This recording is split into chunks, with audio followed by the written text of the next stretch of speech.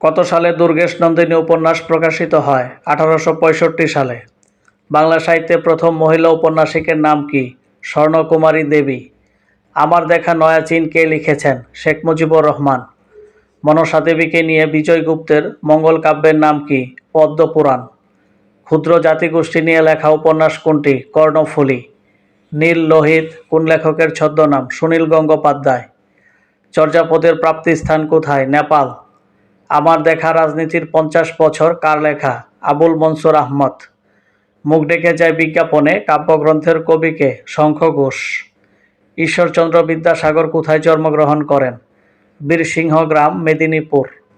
মুসলিম সাহিত্য সমাজ প্রতিষ্ঠিত হয় 19 জানুয়ারি 1926 সালে। সজনীকান্ত দাস সম্পাদিত পত্রিকার নাম কি? শনিবারের চিঠি। মহাকবি আলাউল রচিত কাব্য কোনটি? পদ্মাবতী। কোন সাহিত্যকর্মে সান্ধ্য ভাষার প্রয়োগ আছে? চর্যাপদ। সবুজপত্র পত্রিকাটির সম্পাদক কে? প্রমথ চৌধুরী।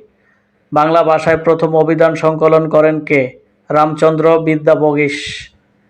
সবকিছু নষ্টদের অধিকারে যাবে গ্রন্থটির রচয়িতা কে? হুমায়ুন আজাদ। পরাণের গহীন ভিতর কাব্যের কবি কে? সৈয়দ শামসুল হক। বাংলা সাহিত্যে কালকুট নামে পরিচিত কোন লেখক? সমরেশ বসু। অ্যান্টনি ফিরিঙ্গি কি জাতীয় সাহিত্যের রচয়িতা? কবিগান।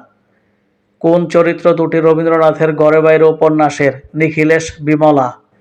সবচেয়ে বেশি চর্যাপদ পাওয়া গেছে কোন কবির? কার্নুপাহ।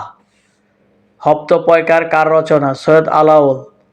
সমাচার দর্পণ পত্রিকার সম্পাদক কে ছিলেন? জন ক্লার্ক মার্শম্যান। কোনটি ঈশ্বরচন্দ্র বিদ্যাসাগরের আত্মজীবনী? আত্মচরিত। রবীন্দ্রনাথ ঠাকুরের পূর্বপুরুষের আদি বসতি কোথায় ছিল? খুলনার দক্ষিণডিহি। তেল, নুন, লকড়ি কার রচিত গ্রন্থ? প্রমথ চৌধুরী। বাংলা সাহিত্যের প্রথম সার্থক ট্র্যাজেডি নাটক কোনটি? কৃষ্ণকুমারী। মিলির হাতে স্ট্যান্ড গান গল্পটি কার লেখা? আখতারুজ্জামান ইলিয়াস। মাটির ময়না চলচ্চিত্রের নির্মাতা কে? তারেক মাসুদ।